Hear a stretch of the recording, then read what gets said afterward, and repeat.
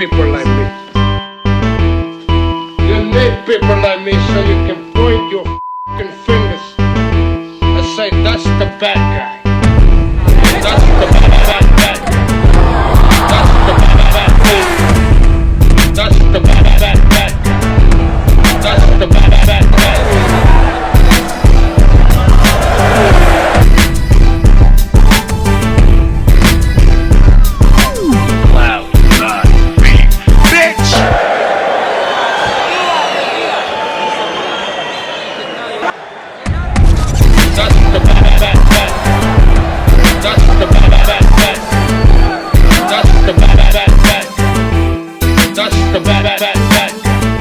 Welcome to the motherfucking relay. We're covering today's top boxing news. Okay, we'll start with this. Confirmation of a story we've talked about here on the channel several times already. Chantel Cameron will be defending her 2 alphabet titles ahead of what is to be the super lightweight undisputed title fight with the only other champion at this weight, Kaylee Rice. She's going to be making a title defense before that against Argentina's own Victoria Bustos, 2-division former IBF champion Victoria Bustos. Victoria was tabbed as a potential opponent option for Terry Harper at lightweight. We talked about that here on the channel, and we talked about how it's been a long time since Victoria Bustos campaigned as a lightweight. Steffi Bull expressed some interest in doing a fight between her and Terry. It seems Chantel Cameron has beat her to the punch. Chantel Cameron, who sports a professional record of 15 wins, no losses, no draws, 8 knockouts, to Victoria Bustos, who sports a professional record of 23 wins, 6 losses, no draws, no recorded knockouts, and she's never been stopped. A veteran of 29 professional contests, 29 professional bouts. This will be her 30th. Her 30th fight to Chantel Cameron's 15 so far, unbeaten record, unbeaten unified champion. I said it on the channel here years ago. Chantel Cameron would prove to be a force. And I think the time has proven me right. Chantel Cameron, who's about 2 years younger than Victoria Bustos. Chantel is 31, Victoria is 33. Chantel's also a little taller, a little longer. And a stronger puncher by far and wide. Anybody familiar with the both of these fighters know that Chantel Cameron isn't just a capable boxer, she's a capable boxer with a mean streak, spiteful, and she packs a decent-sized punch. Real dog in that fighter, that champion, whereas Victoria Bustos, as experienced as she might be, tough as nails, never been stopped, she's not a big puncher. And she never was. Not at lightweight and not at super lightweight. Victoria Bustos saw action 2 times last year, once in June, then again in October. She's actually fought already this year, in March. Last month. She hasn't lost a fight since November of 2019 when she traveled north of the super lightweight division to the welterweight division to attempt to unseat the then reigning undisputed champion, Cecilia Breakhouse. Victoria Bustos, she lost a decision in that fight. Currently,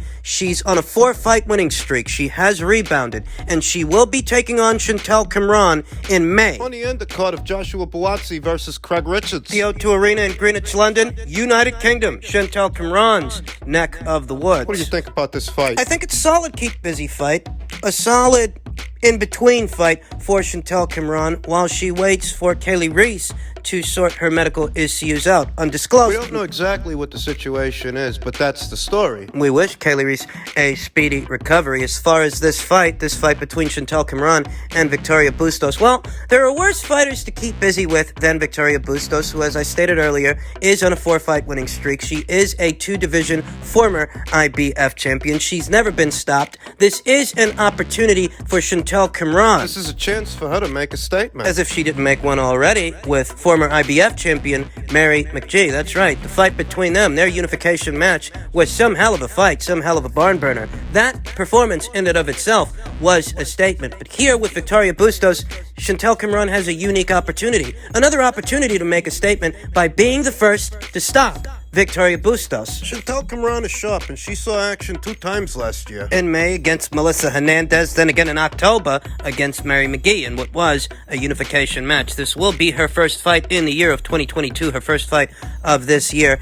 And given that she's got an edge in speed against Victoria Bustos, certainly has the edge in power. She's a little bigger than Victoria. A little taller, a little longer. Chantel Cameron has a genuine mean streak. She's not just any old puncher. She's a spiteful puncher that can really lay into a fighter if given the opportunity. There's a genuine possibility she stops Victoria. Because I can't think of one thing, not one fucking thing that Victoria Bustos does better than Chantel Kimron. I can't. Chantel's got it beat in every department. There's a genuine possibility that against a mean-spirited puncher like Chantel Kimron, Victoria Bustos could suffer her first knockout loss. At minimum, you can go with Chantel to win a points decision. At minimum, I think she could do that, though. I'll go a step further and say that there's a chance. There's a chance this fight ends in a knockout. Victoria's not a big puncher, doesn't have the fastest feet, doesn't have the fastest hands, or the best defense. She's no Pernell Whitaker, let me tell you. No, I don't know what she can do to keep Chantel Cameron off of her. Look for this May 21st on the undercard of Buatsi versus Richards. In other news, Josh Taylor stated, other mandatories do. Catterall immediate rematch, almost impossible. He was quoted as saying, I wouldn't mind doing a rematch, but if I stay at 140 pounds, it's proving almost impossible because the WBA have already ordered a mandatory defense, and after that it will be the IBF, then the WBC. It's going to be mandatory after mandatory, so it's going to prove almost impossible to give Jack the rematch straight away. I would like to revisit the fight at some point, 100%, to prove to everyone else it was just an off night and that I am still one of the best fighters on the planet. Josh Taylor has a tough decision to make. He does, because Top Rank doesn't have much to offer him at 147 pounds. In all likelihood, he may have very well outgrown the 140-pound division, but he has more options as a 140-pound fighter, a 140-pound champion, than he does as a welterweight. The rumor is Terrence Crawford's going to the PBC. Everybody figured the day that Josh Taylor moves up, that's a fight that's right there for him. Not so much these days. Whereas at 140 pounds, there are a lot of potential opponent options. There's still a lot of interesting fights to make for Josh Taylor at 140 pounds,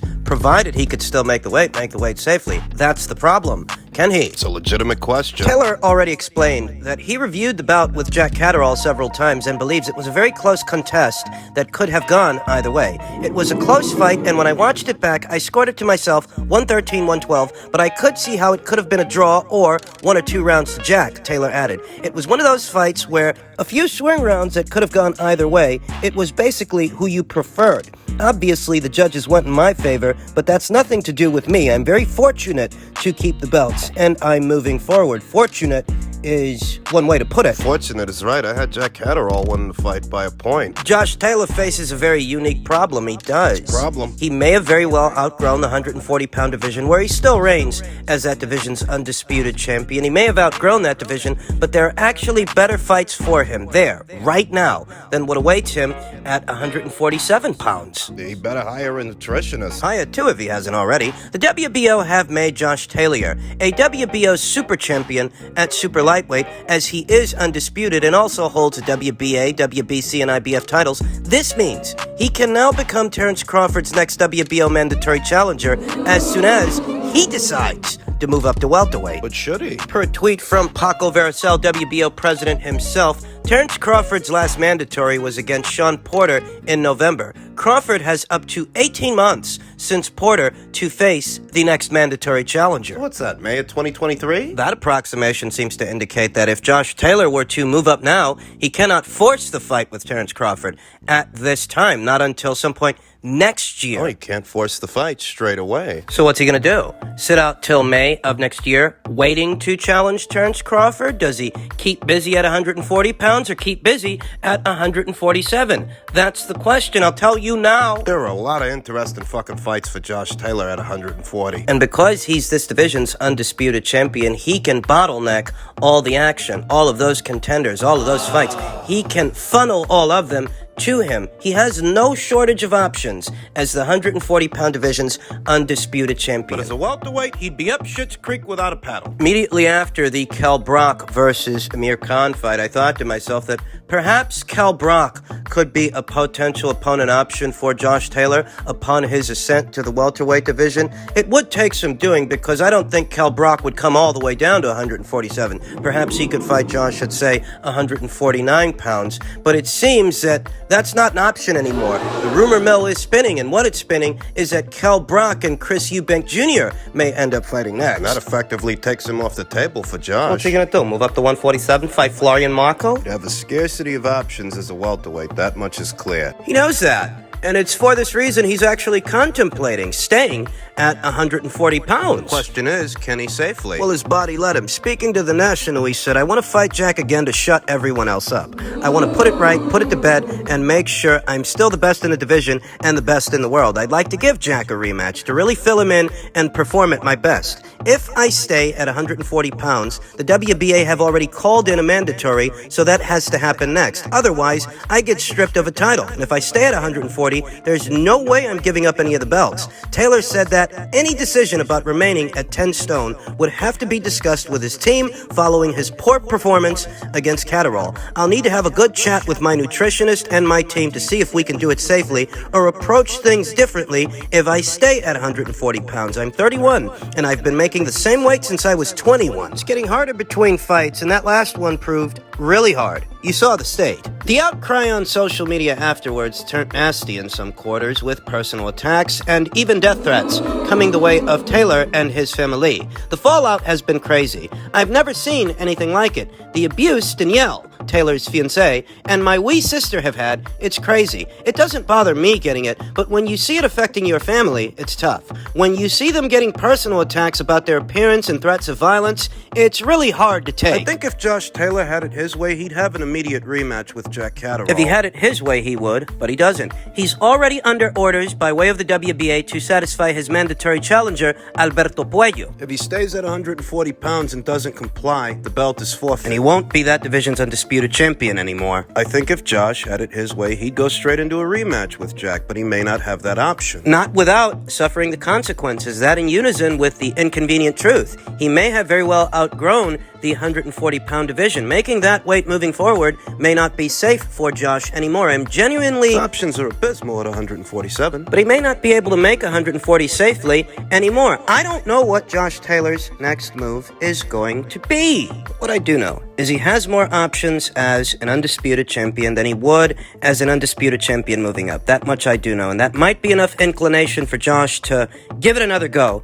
Try to make 140 pounds at least one or two more times before ascending to the welterweight division, because there's not much up there waiting for him. And finally, we come to this morning's big drama show, Drama in Saitama, a middleweight unification match between the now unified Gennady Golovkin and the former WBA champion Ryota Murata. Ahead of this fight, there were genuine concerns about Gennady Golovkin because of his age, the level of inactivity, though I stated many times, even though Ryota Murata's a few years younger than Gennady, he's 2 times as inactive. And nowhere near his experience. I won't get into the fallout in association with the fight, what happens next, what we can expect to see. For now, we'll stick to what we saw. In the very first round, I had Triple G. I had Triple G win in the first round behind flush jabs. Ryota Murata battled back in the first round, he did, though he didn't have as much success in that first round as Gennady Golovkin did. Golovkin landed a lot of jabs. He landed a lot of shots in that first round. The second round, I thought, was a better round for Ryota Murata. A tough round to score, but a round I thought Murata nicked.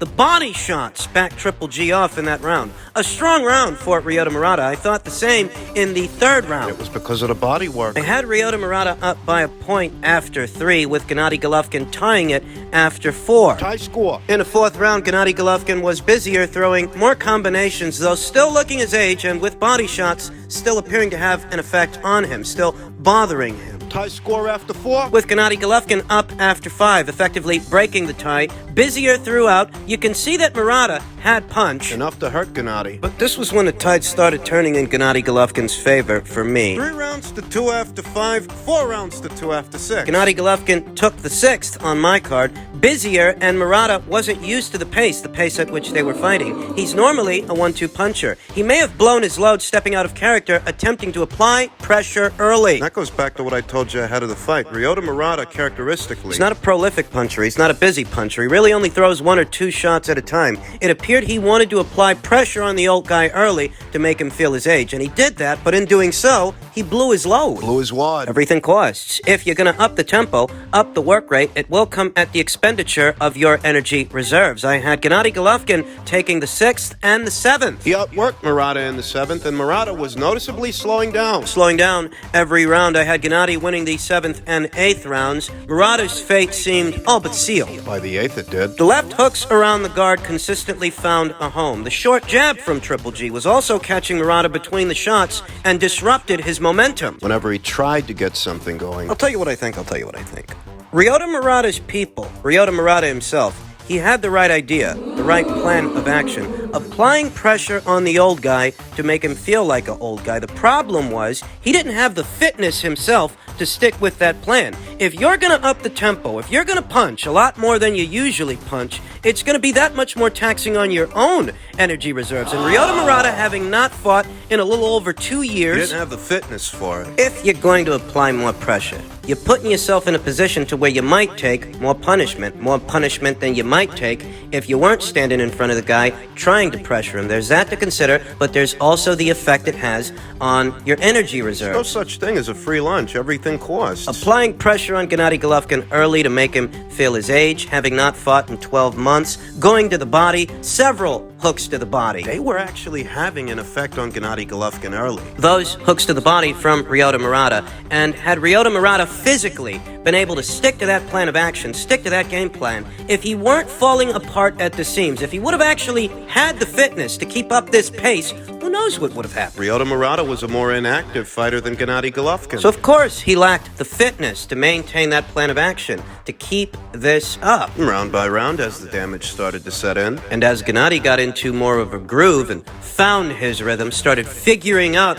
Ryota Murata, you saw what happened. You saw it. Left hooks that are sailing around Ryota Murata's guard, more creativity in terms of offense from Gennady Golovkin as opposed to Ryota Murata. That looping right hand from Gennady. That ascending right hand, he shoots over the top that lands on the top of his opponent's heads. It's a signature punch for Gennady. Nobody quite throws it. Thumbs down. Nobody throws it quite like Gennady does. And he doesn't just shoot it with the right hand. He sometimes shoots it with the left hand as well. By the 9th and final round, before Gennady Golovkin dropped Ryota Murata and the fight was over, Ryota Murata took a lot of punishment in that fight. I've seen fights stopped for a lot less than what he endured in that round. By this time, Ryota Murata was all but spent. There wasn't a lot of anything coming back from him throughout the course of this round. He tried for one last salvo before he got caught with a counter right hand. Right hand over the top that seemed to have countered his left hook, a left hook that might have been aimed towards Gennady Golovkin's body. Murata having had success going there early. That's what he was shooting for, and that's how he got countered. That's how he got sent to the deck. Now, this was just as entertaining a fight as I expected it to be. I just told you ahead of the fight. Murata's a big, strong guy, and he's not going to go down easy, but he is going to go down. And he did. Gennady Golovkin has effectively shaken off the ring rust, unified 2 alphabet titles, and effectively held up his end of the bargain. It's up to Canelo Alvarez now to hold up his end. And it's not a foregone conclusion that he does. Because unlike Gennady Golovkin, Canelo is taking on a naturally bigger man at a higher weight that offers up more to him to have to work around than Murata did for Gennady. Gotta get past Dimitri.